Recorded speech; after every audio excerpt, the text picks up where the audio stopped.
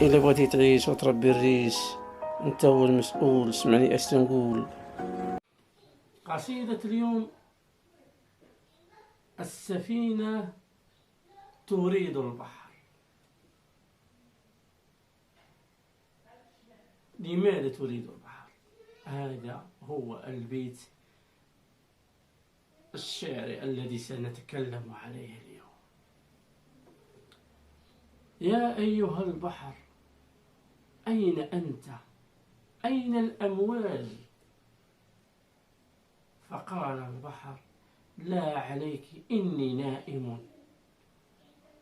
فنطقت السحابة وقالت: اسمتي يا أيتها الحجوجة، أنت تتكلمين مع البحر وأنا أتبحر فوق البحر. فاستغربت السفينة وقالت للسحابة: أنت قطعة من الماء. فضحك البحر وقال للسفينة: لا عليك، سأتكلم معه. فقال لها: يا أيتها السحابة، ماذا تقولين أنا أتبحر فوق البحر؟ ما هو قصدك؟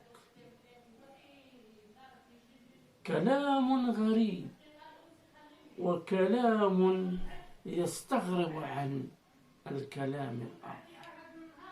كلمة متطابقة، كلمة متعاكسة، كلمة ليس عندها مفاصل، ولكن قصد البحر إنه البحر يخدم 3 عناصر: الطبيعة، السحابة، النقل يعني السفينة.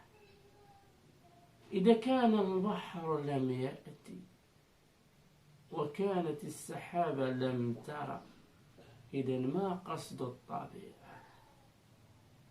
فقالت السفينة للبحر: أريد أن أبتعد عن هذا البحر.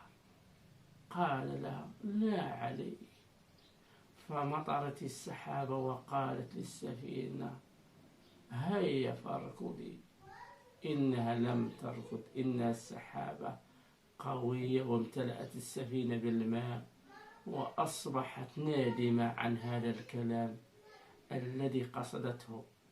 إذن هكذا نقول أن كلام البخيل أو الكلام السلبي يعطينا كلام الوقاحة، والوقاحة تثمر السلبية. إلى اللقاء في حلقة قادمة مع قصيدة أخرى مع الأخ نور الدين. إلا بغيتي تعيش وتربي الريش انت هو المسؤول. اسمعني اش تنقول.